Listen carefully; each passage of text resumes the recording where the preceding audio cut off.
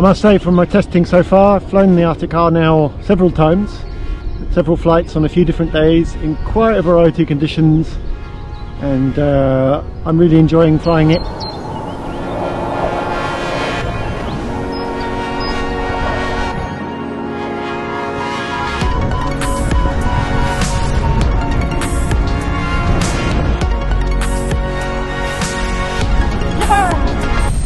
So I'm going to talk about the Arctic R. Well, the first thing that comes to mind for me for the Arctic is the feeling and the handling, and I'm really liking it. I've flown it now in quite a variety of conditions, everything from light scratchy conditions to windy, choppy and punchy conditions. So I've flown it in quite a variety of stuff, and I feel like I've got to know it pretty well now. So the Arctic R, yeah, the first thing that comes to mind for me about it is it's the handling. It's got very nice handling. For me, the nicest handling of all of the ENC2 liners I've flown so far. The Jin Bonanza 3 has got very nice handling too, mind you. And what I mean by that is when I'm trying to work small, difficult, punchy cores or punchy bits of lift on the ridge, that's to me where the handling kind of starts to really matter more. As well as the pleasure factor, it's the kind of nimbleness, the ability of the glider to actually work tricky, punchy bits of lift. And the Arctic R's really nice like that. It's got a nice agility, and it converts. The handling's very direct, and it converts energy very directly. And also the glider itself is very solid and taut right across the glider. Even when it's quite choppy air and things are moving about, and I can feel the air's choppy and I can see other gliders are bouncing around me, even then the glider feels very cohesive and solid. But at the same time, it's not a plank. It's not like solid and you can't feel what's happening. It's really communicating what's happening in the air. And none of the ENC gliders that I've flown, the four that I've flown so far, are planks. But I think the Arctic R gives the best feedback of the gliders, closely followed by the Jin Bonanza, which is even more solid and kind of reassuring feeling, and also has that slightly lower aspect ratio. The Arctic R, like the Photon and the Volt 4, all have aspect ratios of 6.5, and the Bonanza 3 is just a bit less at 6.3. Let's compare the three gliders that have the same aspect ratio, the Volt 4, the Arctic R and the Photon, and it really shows you that yes, aspect ratio is an important factor to consider, but just because it's measurable, don't overstate that. It's not all about the aspect ratio or this one factor or that factor. It's all the factors together, combined together, that make a glider and make it how it flies and how it is, and the safety. So sometimes people overrate the aspect ratio. Don't use that one factor to judge the glider. And yeah, between those three gliders with the same aspect ratio, 6.5, yeah, they really feel very different, and they behave differently on the ground. They have different pilot demands on the ground, and some are easier in lighter winds, some are easier in stronger winds. So speaking of the Arctic R, I found that it's particularly nice and easier when the wind's a bit lighter. Even with very light winds, almost no wind, the glider's just got a really nicely shaped leading edge. Those Nitinol wires in there, and the way that Nivea could put those together, it forms a really nice shape on the leading edge, as does the Photon and the Bonanza, but it sort of fills up and fills its shape just a little better, I feel. And in the lighter winds, what I noticed was, particularly with the Arctic R, that it was very easy to inflate the glider and bring it up and get it to inflate, which for the Photon I found a little trickier, I think. And the Photon has got smaller cells and more of a pronounced shark nose. And then I'd say the Bonanza 3 a bit more forgiving again. I'd say that the Arctic R and the Volt 4 in that way are quite similar in terms of pilot demands, different in behaviour, but similar in terms of pilot demands, the amount of finesse and forgiveness involved.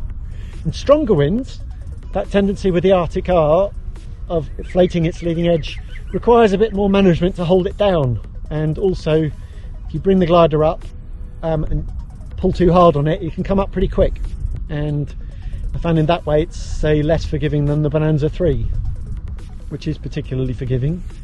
and similar to the Photon in a different way, but similar pilot demands, and also similar to the Volt 4. Perhaps the Volt 4 is a little bit more forgiving in the way it comes up because it's lighter, maybe it's got less inertia, and you can pack it more compactly than these gliders that have the plastic rods in them. So the Bonanza 3 and the Photon both have a lot of plastic rods in them, and I think they feel like they're quite thick plastic rods because they don't want to fold much, and you don't want to fold them much, and they require much more precise packing. Yeah, to be honest, overall I think in terms of handling, packing, performance, the Nitinol rods just seem like to me they just seem like the best all round. The downsides of them are the cost. They do increase the cost of the production significantly, I'm told, and the other one is because the Nitinol rods are thinner. If you drag the glider about on the ground, if the terrain is rough, those thinner rods tend to mean you're more likely to scuff up the material of the glider where the Nitinol rod is. That's the feedback I've heard from repair centres and also pilots and designers. Anyone else heard different? Let us know. I'm getting cold now, so I'm going to put another top on. Yeah, as always when I'm doing these tests, I'm first and foremost testing the glider to get to know them myself, so that I'm getting to know all the different equipment, the gliders and the harnesses particularly, but all the other bits as well. And the reason I'm doing that is so we can advise our customers on what's the right and best kit for them. So that's the primary reason that I'm out testing kit like this. What we do is, as part of our Flybubble match service, we of course give a full opinion and a personalised opinion to pilots with all the equipment we try. So pilots who sign up to our match service, it's really just saying that you're happy to commit to buying your equipment from us, and in return that means we're happy to commit our time and our expertise to you, share with you our feedback and give you a personalised review. That's something that no review can do, is to give you a review that's tailored and aimed at you. Back to flying the Arctic R. So the first thing is that the feeling I get in the air is that the leading edge of being very, very solid and very cohesive right across the sail from tip to tip. The glider feels very collapse resistant, not extremely so, but it does feel very solid, and even flying in some chop, and I can feel the glider unloading a bit, but I didn't have any sizable collapses in some quite choppy air. The worst I had was a tip flutter, and that was purposefully trying to not fly so actively. I mean, maybe it's just me, but the feeling I got from the Arctic R, it just instilled confidence in me from the first time I flew it, really. It just feels very confidence inspiring. But I'd still say definitely in terms of pilot demands, the Arctic R has been more towards the high sea, so a bit of a step up from the Arctic 6, for example, if we're sticking with Niviuk, or other mid-sea gliders like the Sigma 11 or the Delta 4. So the pilot demands are a bit of a step up, but I don't feel like they're a massive step up. Quite similar to, say, the Volt 4, probably also similar to the Photon, although I feel the Photon from my testing so far might be just a little bit more of a step up. The Arctic R, one of the key things, as well as just keeping the glider flying for me, is that how forgiving is the glider on the stall point? How clear is the stall point? How obvious is it when you can tell the glider is on the point when it's going to stall? How much warning does it give you that the stall is coming? How clear is that? And I felt with the Arctic R that the stall point is pretty clear for the level of glider it is. It's nice and clear. I didn't find it sort of vague or surprising at all. But I'd say compared to, say, the Arctic 6, it requires a little bit more finesse than that. In terms of the stall point, if you're flying around with too much brake on the Arctic R and you pull down the brake too much with that, then I think you've got a risk of spinning or stalling the glider in a very similar way that you do with the Photon and also the Volt 4. But I'd actually say that the Arctic R's stall point is slightly more forgiving than those. In terms of the performance, as far as I can see, the Arctic R seems really, really excellent at the top of the C class, and definitely up there at the top with, say, the Photon. I think those two, in terms of out and out performance, when we're talking about particularly speed and glide, and fully accelerated speed and glide, so far from my testing, they seem to be the top of the ones I tested. If you're more interested in just generally flying and looking at the performance from a cross-country point of view and a general enjoyment point of view, then the Bonanza 3 does climb. It climbs really well. It's got as good a glide at trim, and accelerated glide is really good and really excellent, but it just feels like the very top speed of it isn't quite as quick. Yeah, so that's that. You've got to decide what's most important to you. Something I will say, and I know this is often said, but it's worth repeating, it's like pointless having the top performing glider if you're not happy on it, you're not enjoying it, and you're not comfortable on it, then you're not going to get the performance out of the glider, so you'll generally you won't perform any better.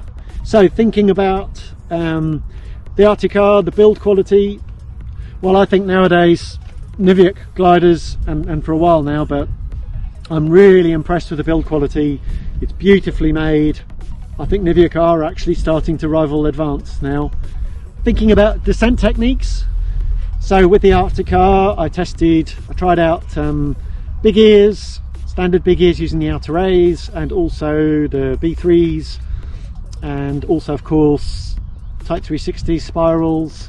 So I tried those techniques out, and just to see about for the descent rates. So starting with big ears, actually the Arctic R seems to do big ears really nicely and easily, like the Volt 4.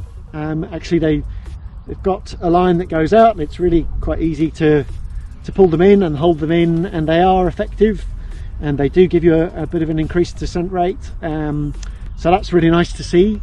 The Arctic R also does the B3s, and it does those nicely, although the pressure is very high, so pulling those in was really quite a heavy pressure, and the line that goes to the B3s is very thin.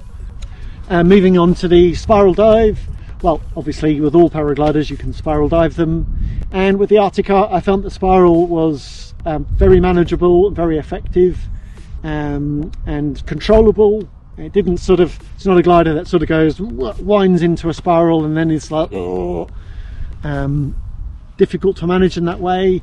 But of course, as with all paragliders, especially at that sort of level, when you do spirals you do pull pretty high Gs, and so yeah, it's a lot of pilots don't find spirals comfortable, and because of the high Gs that you pull during them, and the Arctic R is no different in that way. So it pulls standard high Gs. It's a real pleasure to do wing overs with. It's really fun to play around with. I managed to do some really quite nice wing overs on it, particularly married up with the Arrow harness, which has a really nice feeling, and they feel like a perfect combination. It was absolutely great for doing wing overs. I've done some of the biggest wing overs I've done in a while on the Arctic R, and it just felt really taut and solid all the way around and really energetic, so I felt like confident to keep building the wing overs until they were proper wang overs, and I was going nicely over the top of the glider. Actually I didn't, but it's a glider I'd feel really confident to do the turn roll reversals as well, to do full loops where you do wing overs into asymmetric spirals and then turn reversals around. This is a glider that will do that with no problem whatsoever. The energy retention and the tautness of the glider and the handling are all perfect for that. So nice glider for big smile factors, that's for sure. So if you're a pilot that likes playing around and just wagger and playing around with your glider, the Arctic R wins on that factor in my book. So I always like to try the different gliders out with different harnesses as much as I possibly can, and so far with the Arctic R I've flown it with the Lightness 3, with the Delight 4, with the Impress 4, and also the Niviaq Arrow. So I've flown it with those 4 different harnesses. Every harness I've flown, I've ended up with the same feeling about the glider, even though the combination between the two has felt different. I ended up with the same feeling about the glider in terms of how its feedback is and its handling and responsiveness. So of the NC2 liners, I personally think it's got the nicest and most agile and nimble handling, and have found it the best for working really broken and difficult cores. Very closely followed by the Bonanza 3, and again, it's not to say that the Photon and the Volt 4 you can't make them turn, and you know, they have bad handling. They don't. They have good handling, but I'd say they're just not quite as sweet on the turns and the handling for me. Criticisms of the Arctic R? Well, let me think. So, well, first of all, on the ground, that when the wind is strong and you're trying to hover the glider about, that the glider definitely wants to come up and fly, and can come up quite quick. So there, if I was nitpicking, then I'd say that just a little bit easier on the launch in strong conditions. Having said that, for the level of pilot flying the glider, it should present no problem at all. And actually, I think most pilots, if the right pilots are flying this glider, they're going to find it relatively easy and very easy to manage. But yeah, just in those stronger conditions. Another nitpick was the really nice C handles, really nice handles, the soft rubber bits on there. They're a little bit prone to line burns when you're messing about too much. Okay, I'd like a glider that turned even sweeter and sharper. For example, a Sigma 11. Still for me, if I was going to be asked which are the sweetest, nicest handling paragliders around at the moment, then I'd say the Sigma 11 is right up there, and also the Maestro 2 and also the Allegro. And in terms of that really sweet handling and nice turn, I'd say that's an example for me of even nicer and sweeter handling, where you can really turn on a sixpence and really dial into tight punchy cores. But of course the Arctic R has an edge on those gliders in terms of its performance, especially accelerated, and the glide at accelerated, there it's got the edge there. So you can't have everything, apparently. So who's the Arctic R for? Well, I feel that very much like the Ozone Photon and the Air Design Volt 4, the most suited they are is to pilots who've been flying a C-class glider for a while, a mid-C glider, and are looking for a bit of a step up and want to get their first two-liner and don't want to go to a D-class glider. And then I think the Arctic R is absolutely ideal. It's a nice step up there.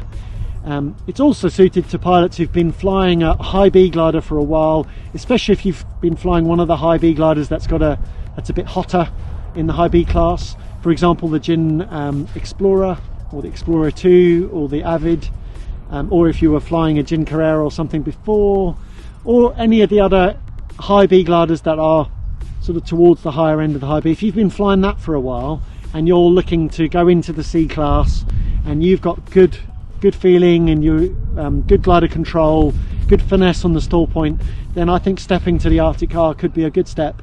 That's a perfectly reasonable step for you, especially if you're current and have good glider control skills, then that's perfectly fine. But if you're a pilot that's been flying high B gliders and you're stepping into the C class for the first time and that feels like enough of a step as it is, then maybe you want to be looking at something that's a bit more mid-C, either one of the classic three-liner mid-Cs like the Sigma 11 or the Arctic 6 or the Delta 4.